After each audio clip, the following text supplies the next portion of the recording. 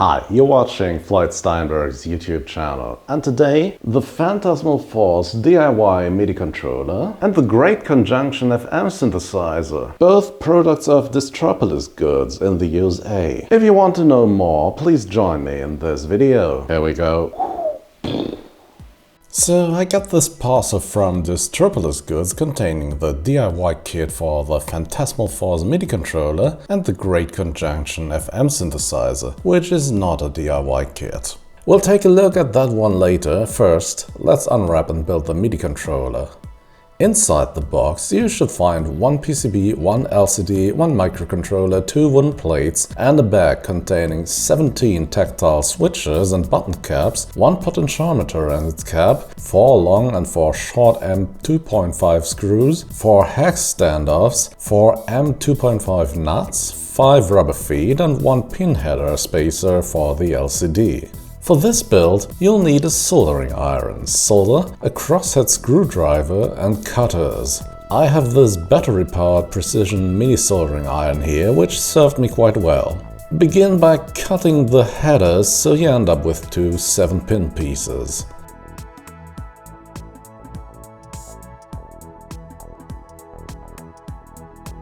If you have a breadboard, push these into it and place the microcontroller on top.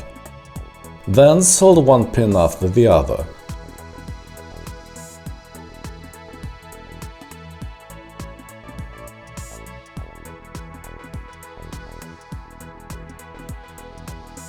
Using a breadboard ensures you'll end up with straight pins.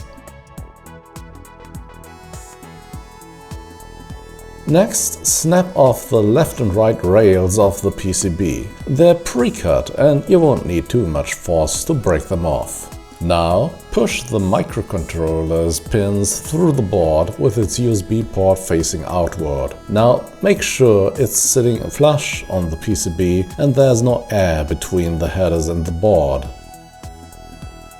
Now, solder one pin first and check everything is still straight. If it is, continue soldering the other pins. If it isn't, heat up the one solder point and press the microcontroller down so it's not crooked.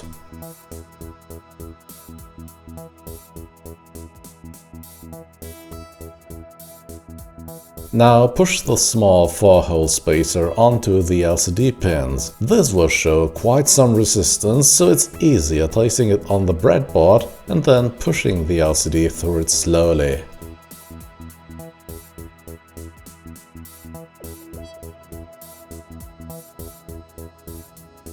Once again, solder one single pin and check the LCD is sitting straight without a tilt on the PCB. If it does, continue soldering the other pins.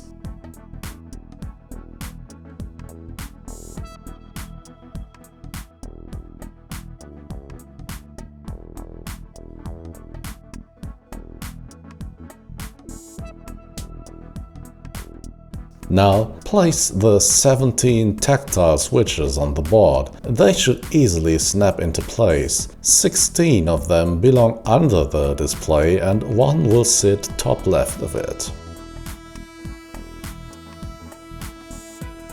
Make sure they're all sitting straight, then begin by soldering one pin each. Check once again everything's straight, and if it is, solder the rest of all the pins.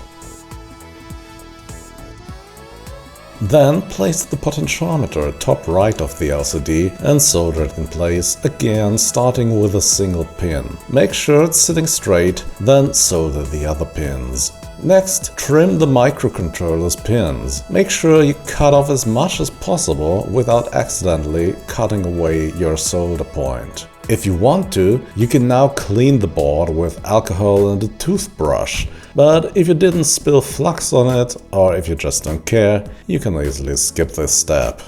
Now thread the long screws through the bottom plate, that's the one without the cutouts, and secure them with the 4 bolts. Place the PCB on the bolts and push all the caps onto the buttons and the potentiometer.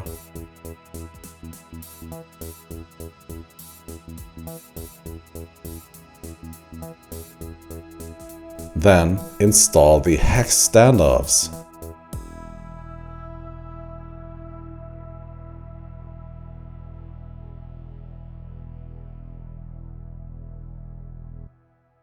Now remove the foil covering the LCD. Get down, baby, get down. Right on, get down.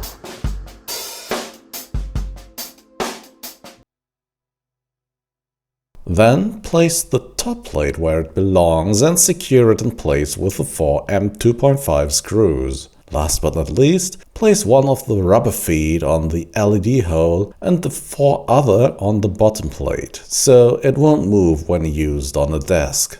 Congratulations, you've built yourself a Phantasmal Force MIDI controller. Let's see what it can do next.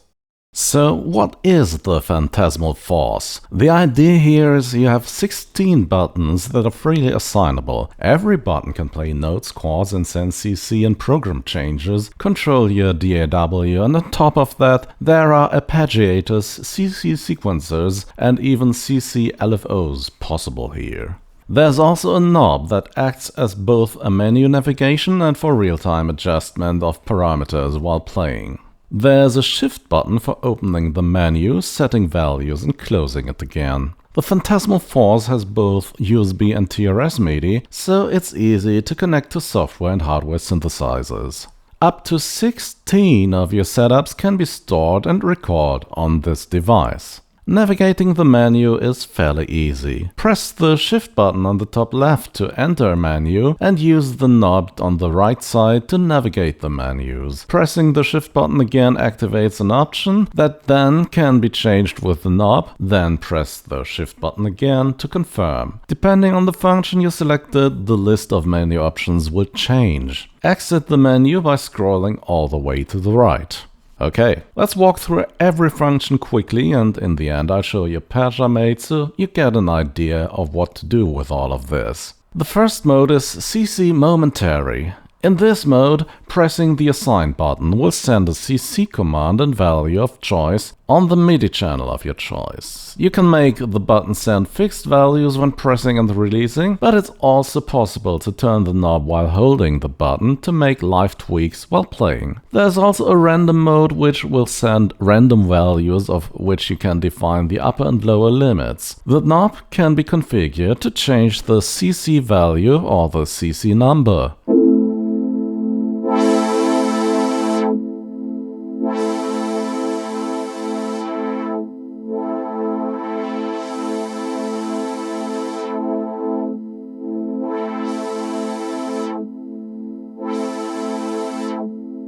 Next is CC Toggle. In this mode, pressing the button one time will send one value, and pressing it the second time will send another value, allowing you to switch between these values with a button press. Again, you can define randomness, start and stop values. It's powerful stuff.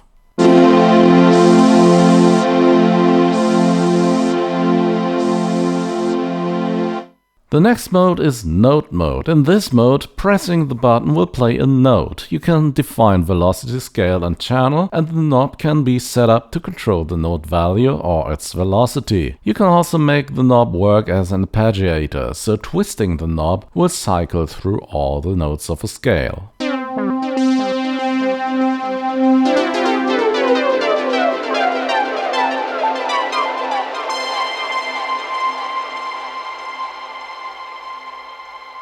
Chord mode. This will make a button play a chord on the MIDI channel of choice. You can specify up to 4 notes to be played manually, or you can select a root note and then select the chord type like major, minor, 7th, 9th and so on. And in this mode, the knob can be set to control the root note, the velocity, the chord type or the inversion.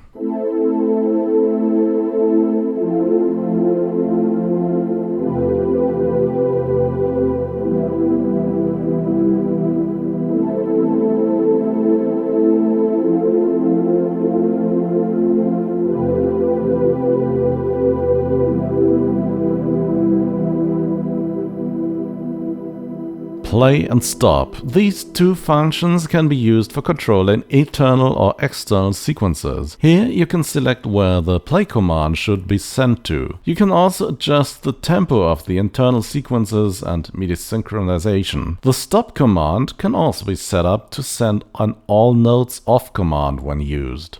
Program change up and down and by number. Here the controller will send program change commands in the ±1 way. The knob can be set up to either set a program change number or to change the MIDI channel the program change command is sent to. Transpose. This allows you to transpose all notes sent from the device by up to 2 octaves up or down. You can set the desired transposition, but you can also use the knob to change this live.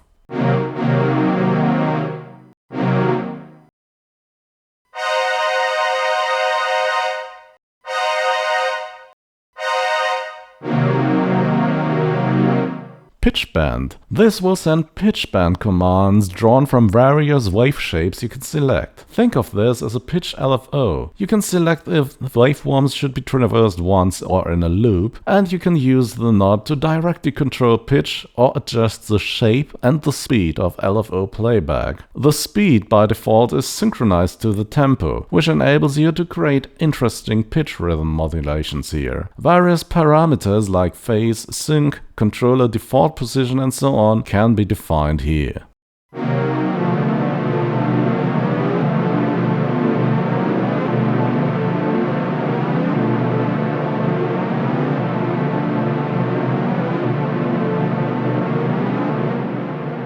LFO. This turns any given CC into an LFO. Speed, oscillator shapes, synchronization, phase, minimum and maximum values all can be set up. You can also specify if the LFO will restart on every key press or if it will continue running in the background. There's also a latch functionality here that will hold the LFO while you're doing other things.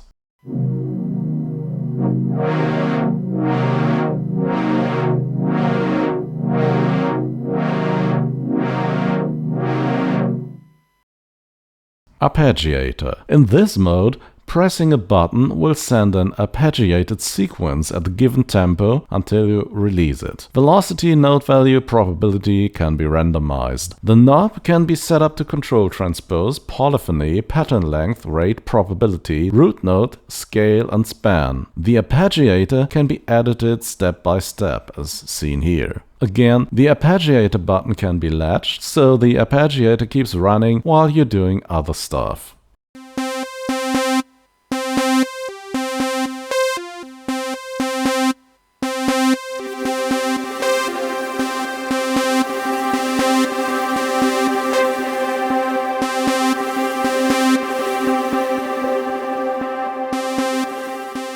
CC sequencer. The CC sequencer will send a sequence of CC commands while the button is pressed. Like the arpeggiator, it has up to 16 steps and the button can be latched. Once again, every step can be edited and there are various opportunities for randomization and probability here.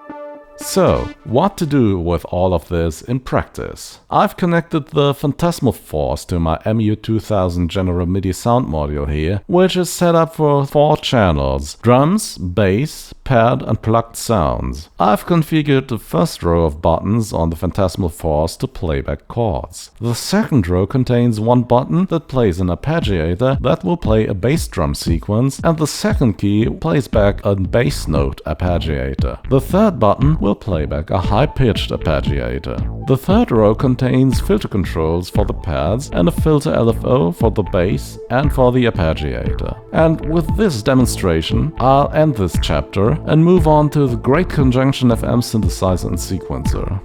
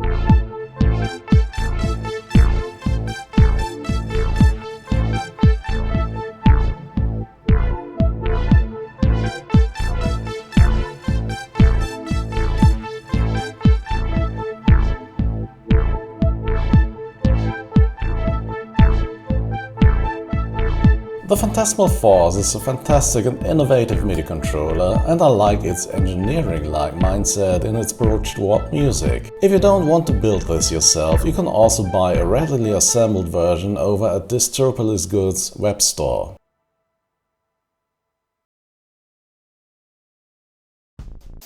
This is the Great Conjunction FM synthesizer and sequencer. This is a generative sequencer with a Yamaha 2413 2-operator FM chip at its heart, which is a 9-voice polyphonic monotimbral synth from the 80s. The concept here is you're running 3 generative sequencers in parallel, which will play notes given a set of rules and parameters you can define. The notes are placed in slots, and each time notes generated by the 3 sequencers will fall into the same slot, the sequencers will fight over the FM parameters to use, because the YM2413 chip is monotimbral. This leads to interesting and never-ending changes in the timbres you hear.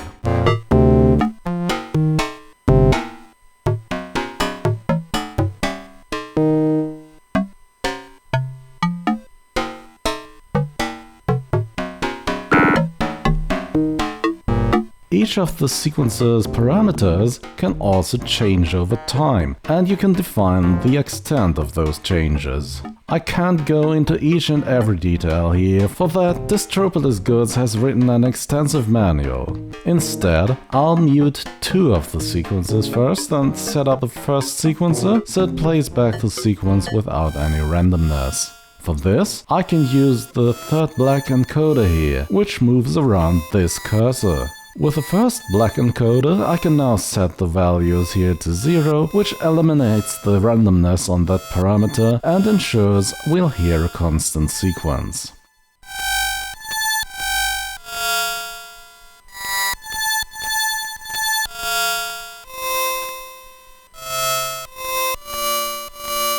With the 8 gray knobs, we can now adjust the sequence's main parameters. For example, we can set the type of event or note generation to random, Euclidean or cell with the 4th encoder. Euclidean is a fancy word for 1 note in every X slots, random is self-explanatory, and cell creates new events in one pattern based on the distribution of events in the previous pattern, just like in Conway's Game of Life, if you know that. I'll use Euclidean here because it's best suited for explaining the conjunction feature.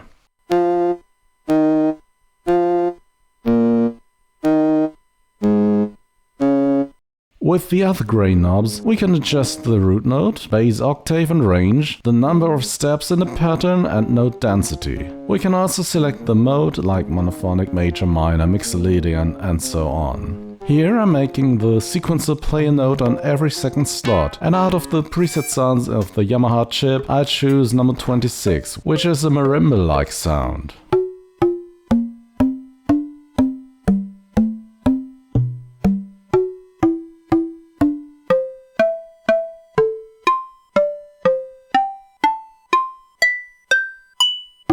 Once that's done, I can edit the second sequencer.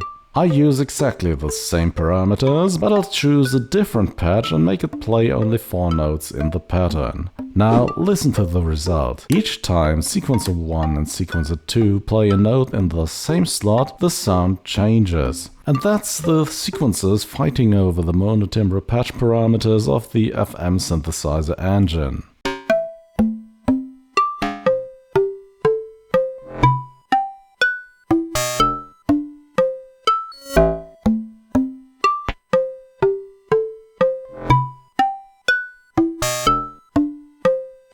Okay, and now to make things really unpredictable, you can let every single sequencer parameter evolve. That means it will change ever so slightly when moving from one event to the next. To do this, move the cursor to the parameter that you want to evolve over time and adjust the amount of evolution with the left black encoder. Do this with every sequencer at hand, and you've got yourself an ever-changing percussive sound that's wordly soothing.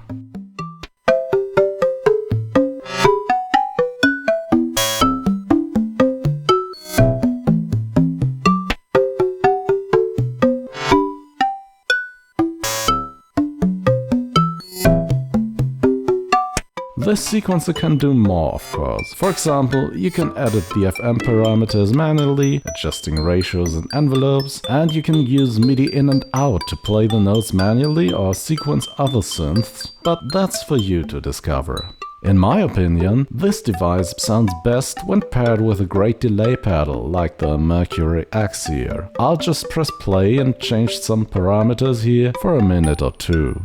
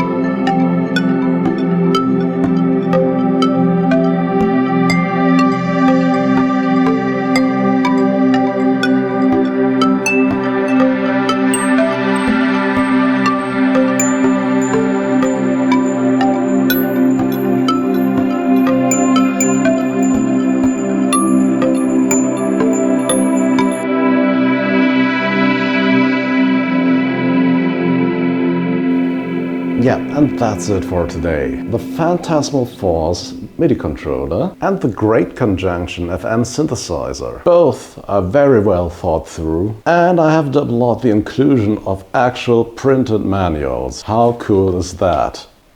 So if you think this was a good YouTube video, please do the YouTube thing. As always, you can also support me at Patreon, become a channel member, listen to my music on Bandcamp, Spotify or Apple Music, but none of this is mandatory. As always, thanks for watching and see you again next week. Bye bye.